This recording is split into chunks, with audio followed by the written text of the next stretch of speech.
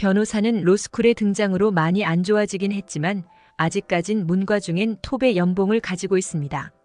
막바로 변호사를 하는 사람은 세후 300에서 350만 원 사이, 대형 로펌은 세후 500에서 600으로 스타트합니다. 앞으로 전망은 어두운 편으로 매년 급여가 적어지는 추세입니다. 대형 펌이야 걱정할 거 없겠지만 앞으론 갈수록 저학벌의 로스쿨 출신은 힘들어질 예정입니다. 변리사는 퇴직금이 임금에 포함되어 있는 것이 아직도 관행입니다. 급여의 변동폭은 크게 없는 편으로 올랐으면 올랐지 적어지진 않고 보통 4, 5년 차에 1억 정도 가져간다고 보면 됩니다.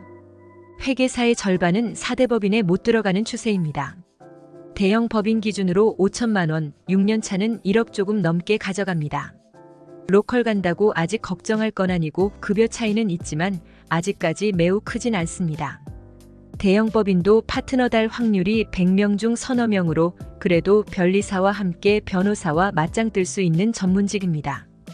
감정평가사는 연수원 2달 교육받고 수습으로 1년간 지내면서 대형 법인 기준으로 최저임금과 출장비를 받게 되는데 출장비가 최저임금을 넘는 평가사도 있어서 수습 때는 보통 4천선으로 지급됩니다. 처리평가사의 경우 영업이 전무한 기준으로 기본급 3천만 원, 출장비 2천만 원, 인센티브 처리비 등으로 2년차의 경우 6천만 원 정도는 받게 됩니다.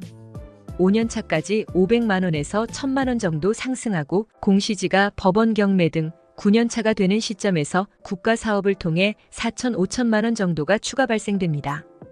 출자이사를 달지 못하는 경우는 빠른 이직으로 7, 8천만 원 선을 받는 게 다수며 잘 나가는 경우 수습이 끝나고도 폭풍 영업으로 2년차에 출자이사 다는 경우도 많습니다. 그래도 아직까진 전문직 바닥에서 감정평가사만큼 가능성 있는 바닥도 없고 그만큼 성공하는 비율도 높고 영업력이 그나물의 그나물이라 전문직들 사이의 소득 차이는 크지 않은 편으로 못해도 10년 차에는 1억 초반선은 가능합니다. 세무사는 감정평가사 다음으로 문과 전문직 바닥에선 성공할 수 있는 가능성이 있는 분야입니다. 슬슬 가격 덤핑이 시작되는 것이 보이므로 기성세대들의 돈장난으로 여러 혼란이 발생되는 사태가 발생했습니다. 그래도 아직은 개업해서 바닥을 기는 사람이 아니라면 5, 6년 차에 월마다 1,000만 원씩은 가져간다는 것이 정설이죠. 물론 그 이하도 있겠지만 여러 사례를 봤을 때 힘들다고 징징대는 케이스들은 못 본 것 같습니다. 물론 인공지능 등으로 앞으로의 미래는 모릅니다.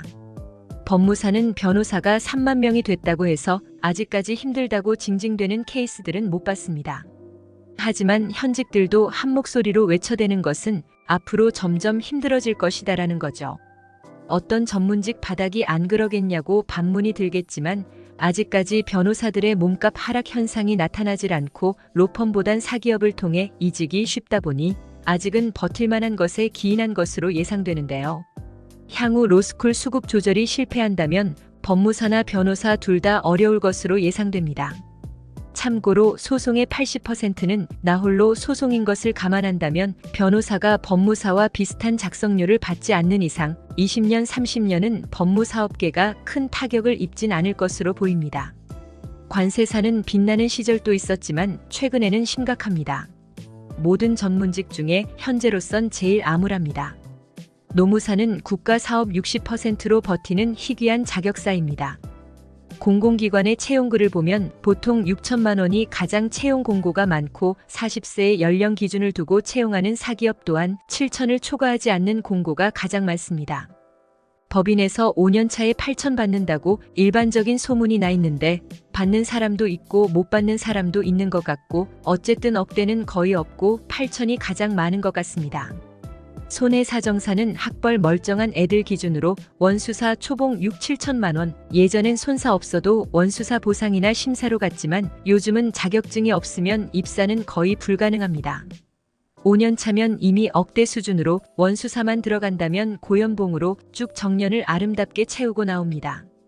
기업은 타 전문 자격사처럼 고정 수입이 있는 게 아니라 한탕주의라 잘 버는 사람과 못 버는 사람의 격차가 큽니다. 전문직 마지노선으로서 시험 난이도를 고려하면 가성비는 좋은 편입니다.